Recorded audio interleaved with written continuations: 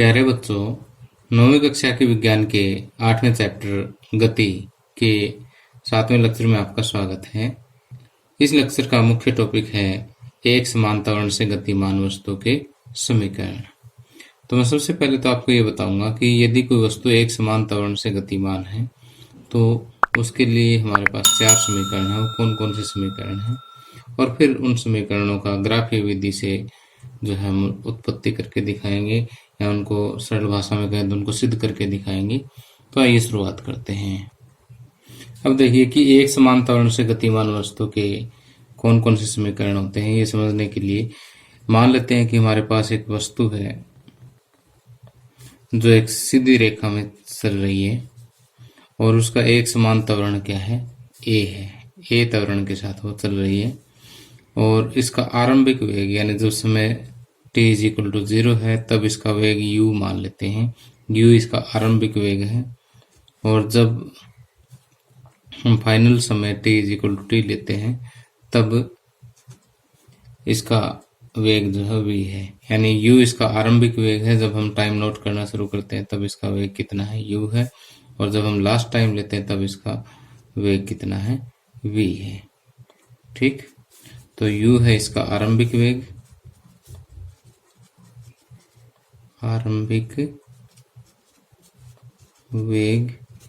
और v है इसका अंतिम वेग।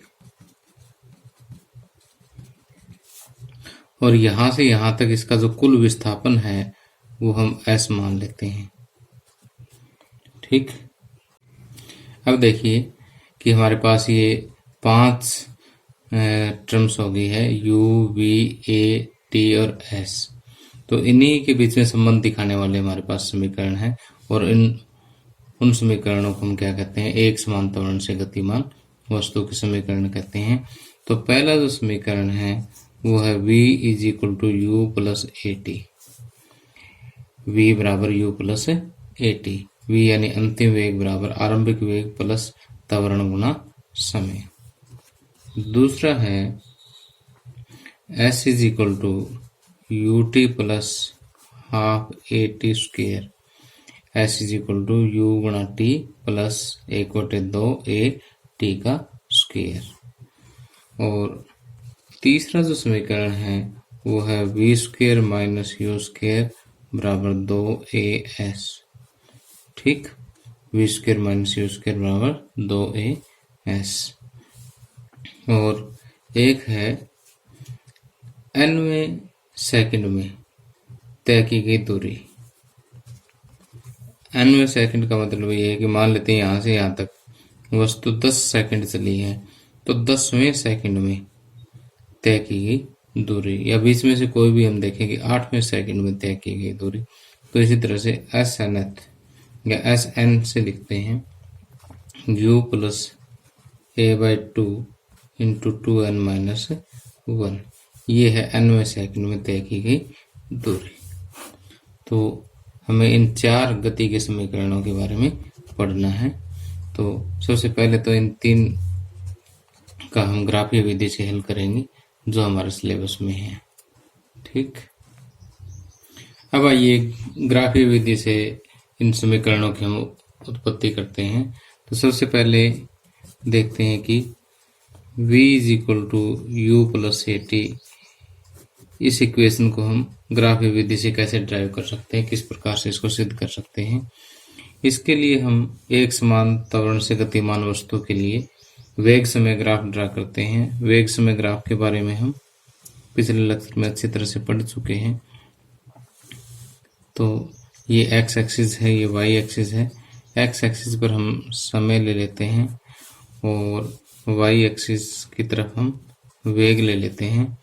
ठीक, और जब समय 0 है तब वस्तु का आरंभिक वेग हम u मान के चलते हैं और मान लेते हैं कि वस्तु t समय के लिए चलती है।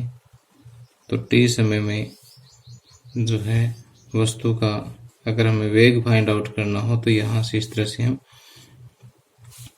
जो है रेखाएं ड्रा करते हैं।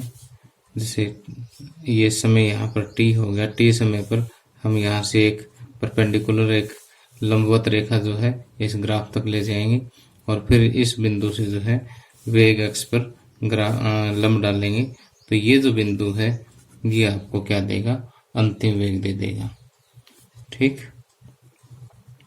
तो अब इस ग्राफ का हम नाम दे देते हैं ए बी सी डी। इस बिंदु को ओ नाम दे देते हैं और इस बिंदु को हम ई नाम दे देते हैं।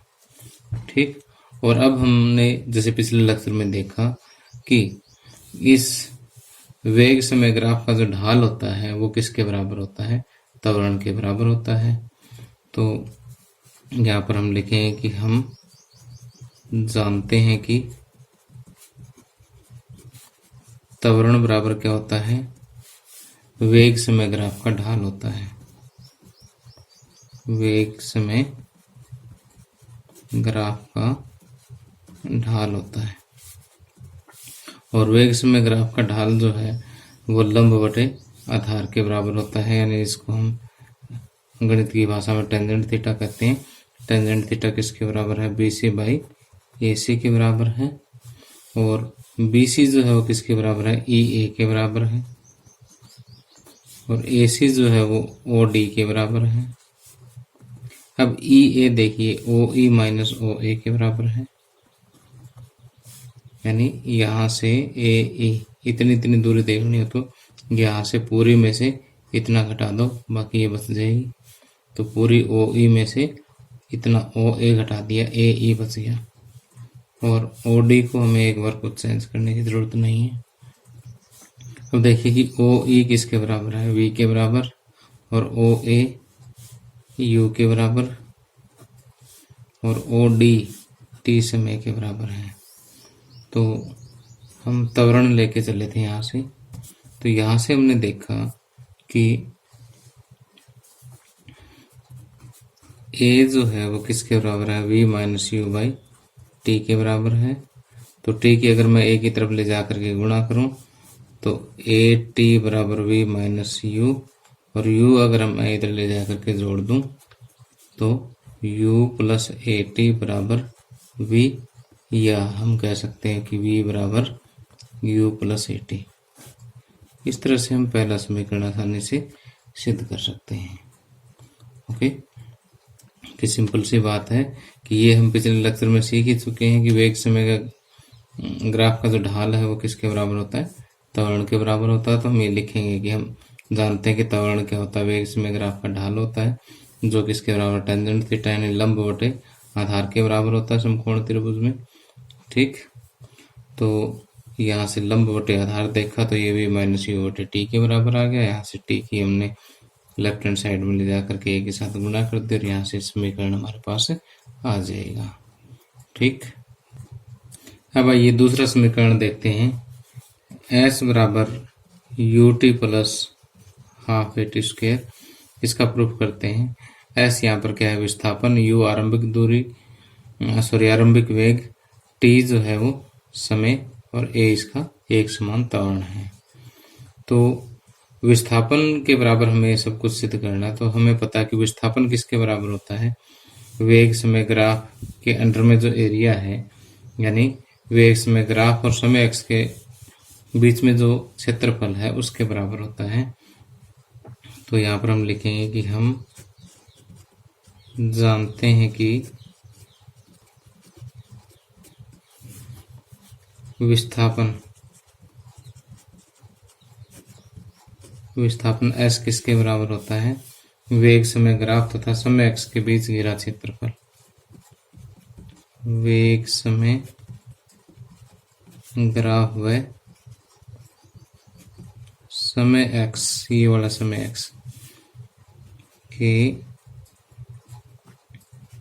बीच घिरा क्षेत्रफल।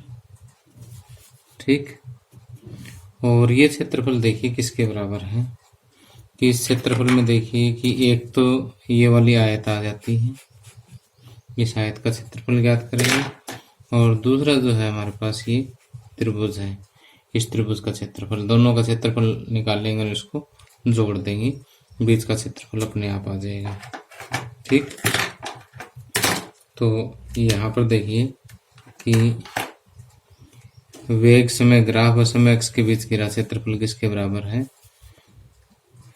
कि area of O A C D plus ये ए आर जो होता है ना, ए आर का मतलब एरिया, क्षेत्रफल, और area of triangle A B C. ठीक। अब ओ ए सी डी तो एक आयत है, आयत का क्षेत्रफल क्या होता है? लंबाई गुणा चौड़ाई, ओ ए गुणा ओ डी, प्लस त्रिभुज का क्षेत्रफल क्या होता है? 1/2 आधार गुणा लंब। ठीक। अब इसमें देखिए कि ओ ए गुणा ओ डी, एक स्टेप में इसको ऐसा कैसे रखते हैं? 1/2 ए सी को मैं ओ डी कह देता हूँ, और बी सी को पिछले की तरह से ही ई ए के बराबर कहूँगा। ठीक। और ई ए को अगले स्टेप में मैं क्या कह दूंगा? ओ ई माइनस ओ ए, ओ ई माइनस ओ ए। मैंने एक स्टेप कम कर दिया, आपने पूरा कर देना इसका। ठीक। तो अब देखिए कि ओ ए गुणा O D plus half O D गुणा ओ ई माइनस ओ ए। ठीक। इसको आप ऐसा करें, ओ डी से भाग कर दें और ओ डी से ही गुणा कर दें। ठीक है, क्योंकि मैं बताता हूँ आपको। अब ओ ए किसके बराबर है? यू के बराबर, और ओ डी किसके बराबर है? टी के बराबर। प्लस 1/2 ओ डी की जगह रखेंगे टी, प्लस ये v माइनस यू, ओ ई तो v के बराबर है अंतिम वेग, और ओ ए आरंभिक वेग, तो v minus U O D क्या हो गया? t इंटू ओ डी, फिर t, यहाँ पर मल्टीप्लाई है, सॉरी। तो ये यू टी प्लस हाफ, और ओ डी की जगह t, ये v minus you by T, और ये t, तो ये हो गया यू टी प्लस 1/2, ये हो गया ए टी गुणा टी, टी स्क्वेयर। सब कुछ किसके बराबर चला रहा है? विस्थापन के बराबर। तो यहाँ से हम कह सकते हैं कि विस्थापन बराबर you T plus half A T square के बराबर होता है। ठीक। अब आइए, अब थर्ड इक्वेशन ऑफ मोशन देखते हैं। गति का तीसरा समीकरण देखते हैं, वो है V square minus you square is equal to 2as। उसके लिए फिर वही हम वेग समय ग्राफ ड्रा करेंगे कि ये वेग और ये समय। तो वेग समय ग्राफ आपको पता है कि समय एक्स पर जो कि एक सीधी रेखा होती है। जब समय 0 है तो इसका आरंभिक वेग u है, और जब समय t है तो इसका अंतिम वेग हम मान लेते हैं v है। और अब इसके डिफरेंट पॉइंट्स को हम नाम दे देते हैं o, a, b, d और e। पहले वाले नाम दे देता हूँ ताकि कंफ्यूजन ना हो। अब यहाँ पर क्योंकि विस्थापन का जिक्र है, तो विस्थापन हमें पता है किसके बराबर होता है? वेग समय ग्राफ तथा समय x के बीच का क्षेत्रफल। वेग समय ग्राफ व समय x के बीच का क्षेत्रफल। और अब देखिए कि जब आप v square minus U square is equal to 2as, इसका जब आप प्रूफ कर रहे होते हो तब आपने त्रिभुज और आयत अलग अलग नहीं लेनी, जबकि पूरा जो समलंब है इसका क्षेत्रफल लेना है। समलंब में क्या होता है कि दो भुजाएं समांतर होती है। ठीक। तो इसको हम कहेंगे समलंब ओ ए बी डी का क्षेत्रफल। समलंब का क्षेत्रफल होता है 1/2 गुणा समांतर भुजाओं का योग। समांतर भुजाएं होगी ए ओ ए प्लस बी डी। 1/2 समांतर भुजाओं का योग गुणा बीच की दूरी होगी ओ डी। ठीक। तो 1/2 ओ ए प्लस बी डी, और ओ डी जो है वो किसके बराबर है? टी के बराबर है। और एक जैसे हमने गति के पहले समीकरण में देखा कि v is equal to U plus A T, तो यहाँ से t की जो वैल्यू है वो v माइनस यू बाई ए के बराबर है।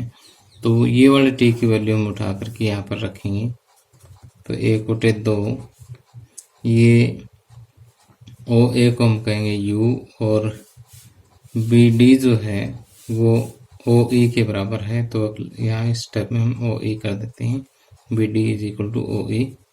ओ ई को हम क्या कहेंगे v इंटू टी जो है, टी को हम कहेंगे v माइनस यू बाई ए। ठीक, 1/2, u प्लस वी को मैं v प्लस यू भी कह सकता हूँ, कोई प्रॉब्लम नहीं है, v minus you by a. अब देखो यहाँ पर a प्लस बी गुणा a माइनस बी, एक गणित का सूत्र होता है कि a plus b into a minus b is equal to a square minus b square. तो इसी तरह से v plus u into v minus u, v square minus you square हो जाएगा, 1/2 v square minus you square by a. और ये सब कुछ किसके बराबर चलता आ रहा है, s के बराबर चलता आ रहा है। तो 2a को s की तरफ ले जाकर के गुणा कर दो, या ये s यहाँ ले लेता हूं मैं यहाँ। ठीक, तो इसका मतलब 2as बराबर V square minus you square, या फिर हम ये कहें कि V square minus you square बराबर 2as। ठीक, तो इस तरह से हम तीसरा समीकरण भी इसका सिद्ध कर सकते हैं। तो प्यारे बच्चे, इस लेक्चर में इतना ही, और अगले लेक्चर में हम इन्हीं समीकरणों पर आधारित जो हमारे एनसीईआरटी बुक में क्वेश्चंस दिए हुए हैं उन संख्यात्मक प्रश्नों को सोल्व करेंगे। और ये प्रश्न लगभग एग्जाम में पूछ लिए जाते हैं, और ये आपको क्वेश्चन जो है बोर्ड एग्जाम में तो हेल्प करेंगे। इसके अलावा जब भी आप एनटीएससी वगैरह का जो टेस्ट फाइट करोगे, या 11th क्लास में जब आप फिजिक्स पढ़ोगे, तब भी आपको ये न्यूमेरिकल्स काम आएंगे। तो अगला लेक्चर बहुत ही इंपॉर्टेंट है, उसको आपने मिस नहीं करना। और आपको ये लेक्चर कैसा लगा मुझे कमेंट करके ज़रूर बताना। Thank you, have a nice day.